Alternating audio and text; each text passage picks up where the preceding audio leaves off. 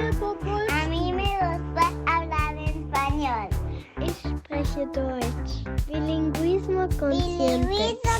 Bilingüismo consciente. Esto es Bilingüismo Consciente, un podcast sobre bilingüismo infantil y crianza multilingüe. Mi nombre es Rebeca, soy lingüista y especialista en bilingüismo infantil. En este podcast te traigo la información basada en la ciencia, pero explicada de manera sencilla y sobre todo con muchos ejemplos prácticos para que puedas mantener tu idioma en casa. ¿Quieres aprender cómo criar niños en varias lenguas sin regaños ni obligación? Entonces quédate que te enseño a llevar un bilingüismo consciente. ¿Cuánto input es suficiente para mantener mi lengua en mis hijos? Esta es una de las preguntas que más se hacen las madres o padres que están criando sus niños en un país donde su propio idioma no se habla y tienen todas más o menos las circunstancias en su contra. ¿Qué significa que las circunstancias estén en su contra? Bueno, en el sentido de que puede ser que la pareja no hable su lengua, en el país o en la comunidad a donde viven no tienen conocidos, amigos que hablen su lengua, no hay mucho curso o no hay una asociación de padres de familia, por ejemplo, que sea en esa lengua, que ofrezca cursos. Y esto a muchas familias les pone la cosa, como decimos nosotros en Costa Rica, cuesta arriba. Es decir, se les hace mucho más difícil el encontrar recursos, el encontrar cualquier fuente de input para sus propios niños. Bienvenidos a este episodio de Bilingüismo Consciente. Hoy vamos a hablar acerca de cuánto input es suficiente. Y bueno, empezando exactamente por la pregunta, ¿qué es el input? ¿Qué es el input? Bueno, el input es todo aquello que tú hagas para que tus chiquitos, puede ser de manera intencional o no intencional, a veces hasta inconscientemente, para que tus hijos estén recibiendo la exposición en la lengua que tú quieres transmitir. Entonces, el input se puede ver de maneras como, por ejemplo, hablando con los niños, jugando, poniendo música, poniéndoles algún video o caricaturas en la lengua específica. Puede ser también hablando, ya dije, ¿verdad? Sí. Bueno, cualquier tipo de incentivo que se le pueda dar a esa lengua, a eso se le llama input. Y el input es una parte indispensable en el mantenimiento de las lenguas de herencia, especialmente cuando esa lengua en la comunidad donde ustedes viven no se está hablando, no hay, como les decía, muchas personas conocidas o amigos donde nosotros podamos tener una exposición auténtica. Nuestros niños muchas veces necesitan ver esa funcionalidad de la lengua y ver que esa lengua pues tenga los diferentes usos dentro de la sociedad como la tiene la lengua mayoritaria.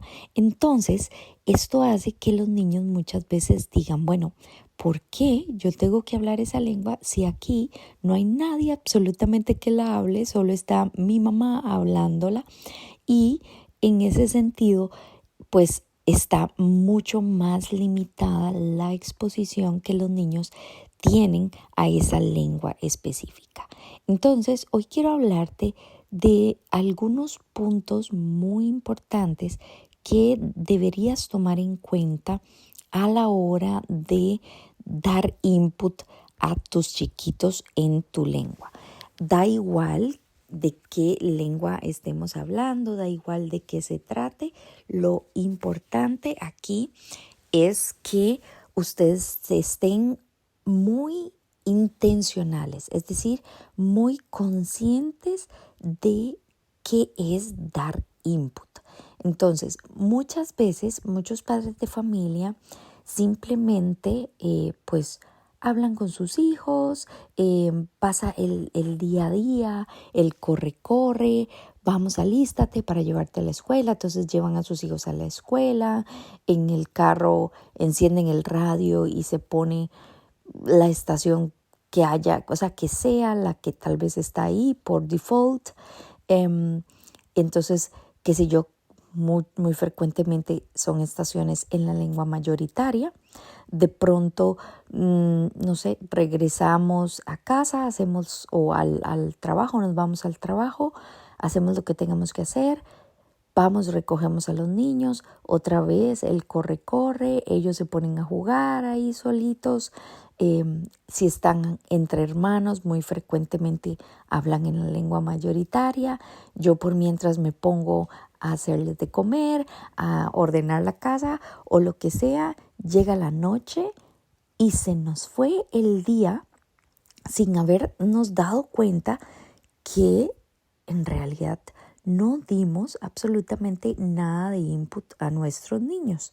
Es decir, pasamos el día inmersos en la cotidianidad sin ser conscientes que esa cotidianidad es exactamente el momento que tenemos en el día para poder darle input a nuestros niños. Entonces, una de las primeras características que les quiero decir es que el input tiene que ser intencional. Tenemos que ser intencionales a la hora de darlo. Ser conscientes de, ok, estoy un ratico aquí en el carro, ¿qué puedo hacer para dar input? O ahora tengo mucho que hacer, qué sé yo, tengo que lavar, tengo que hacer cosas de la casa. ¿Cómo puedo incluir a mi hijo o hija en esos quehaceres del hogar?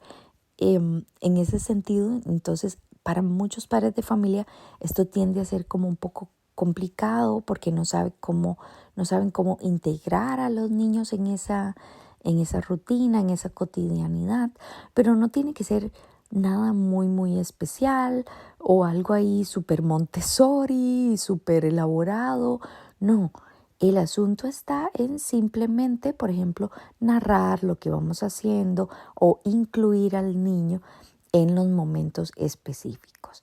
Entonces, la intencionalidad va a ser muy importante. Además, el input tendría que ser, ojalá, algo donde el niño también se divierta, que sea como compelling, que sea que los envuelva. Esto es ya otro tipo de input. Hay diferentes tipos de input y este sería ya un input donde de verdad nosotros de manera muy consciente tendríamos que hacer algo por nuestros chiquitos que los incentive pues a hablar más la lengua, por lo menos a escucharla más.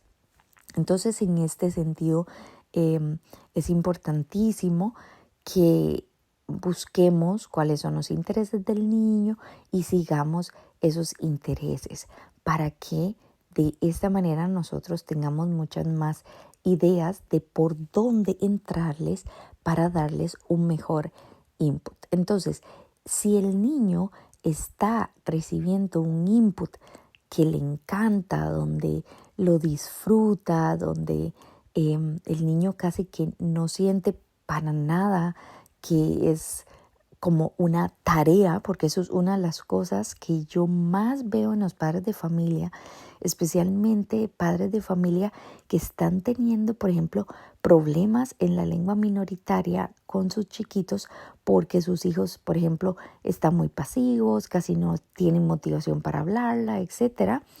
Y en lugar de integrar ese input en el día a día con el montón de estrategias que existen, lo que hacen es volverse tipo maestros, ¿sí? Maestros de sentar a los niños, hacer algún material específico, ponerlos a repetir, ponerlos a hacer cosas que a veces al niño más bien puede llegar a frustrarle esa cosa que le pone a ser mamá o papá.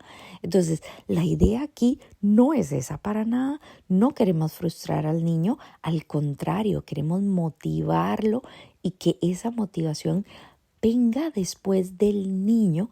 Empiece por nosotros, sí, donde lo motivamos a hacer cosas y a juegos que al niño le encanten, y ya después que sea una cosa que venga del niño y no de mamá o papá me están obligando, me están como insistiendo en que hable con ellos en X lengua o que haga X o Y actividad que a mí no me interesa.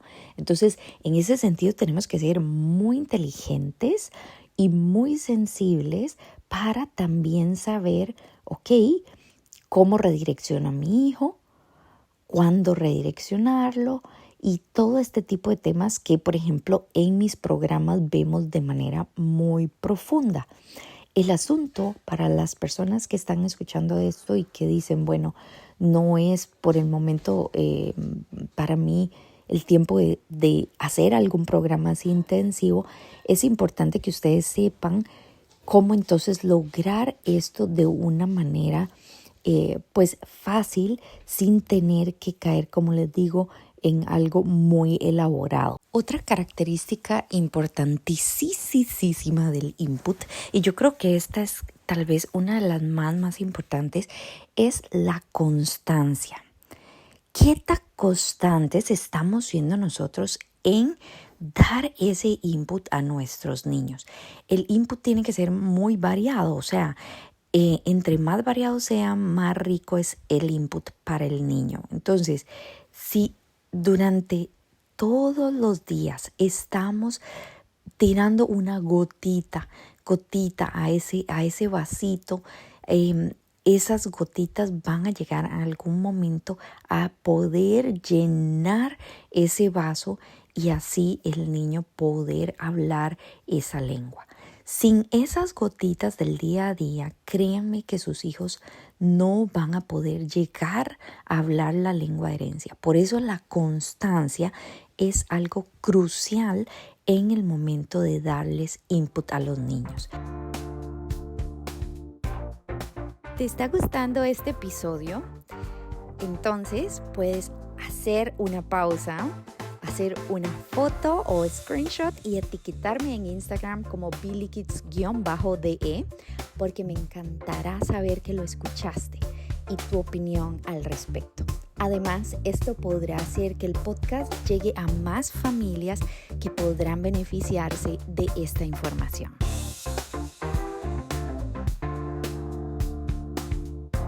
Y una de las cosas que, por ejemplo, dicen los estudios de las políticas lingüísticas familiares es que el input en realidad es más importante que sea de muy buena calidad a que sea de cantidad. Aunque la cantidad también es importante, que tanta exposición está teniendo ese niño a esa lengua, eso es importantísimo, ¿verdad? Si ustedes me dicen, bueno, pasa 7 horas en el kinder bilingüe, 3 horas y media son en español, 3 horas y media son en inglés, por ejemplo, ahí uno diría, ay sí, qué maravilla, qué niño con qué balance de input, ¿verdad?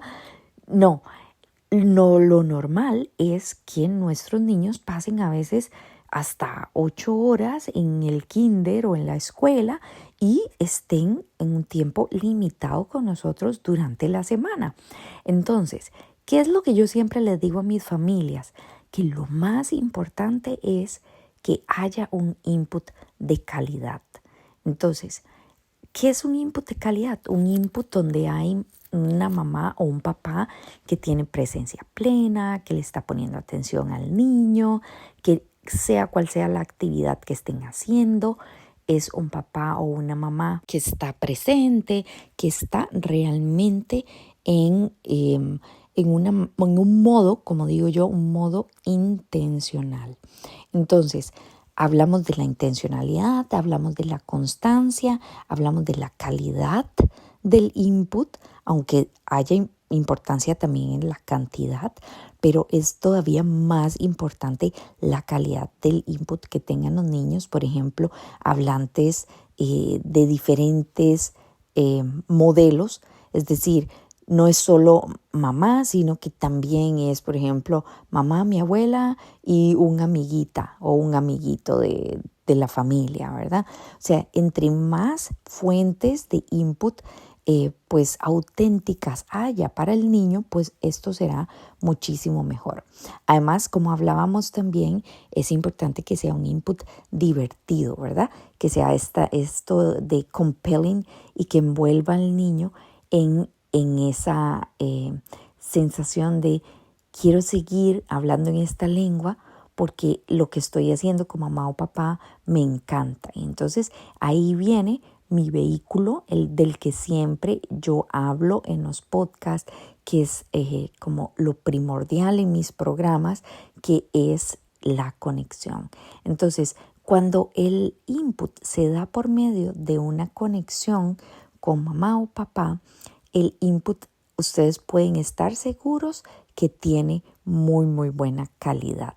Y esto es algo, yo creo que súper importante de tomar en cuenta a la hora de nosotros, pues, pelear las batallas del día a día. Es decir, en este día solo tuve el ratito para ir a acostar a mi hijo.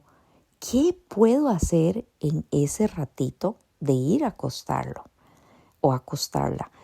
¿Qué puedo lograr en esos minutos? Ustedes dicen, Rebeca, pero esto es muy poco tiempo, tal vez eso no va a ser suficiente. Bueno, hay muchos niños con diferentes circunstancias y yo no podría decir si es suficiente o no. Eso va a depender de la circunstancia que tenga esa familia respecto a la lengua minoritaria. En este sentido, yo les recomiendo siempre tener un plan lingüístico familiar, ¿verdad? El plan lingüístico familiar es indispensable para que ustedes tengan esa guía y así ver cuáles circunstancias están a nuestro favor, cuáles circunstancias no son tan favorables y cómo nosotros podemos balancear el input durante los días, ¿verdad?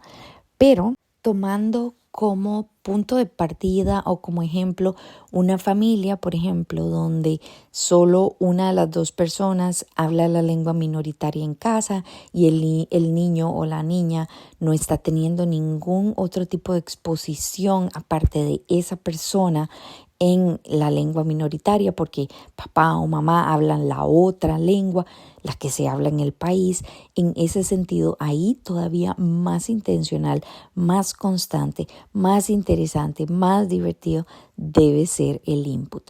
Entonces, para nosotros poder lograr mantener una lengua de herencia, hay que trabajar realmente de manera intencional en la crianza multilingüe.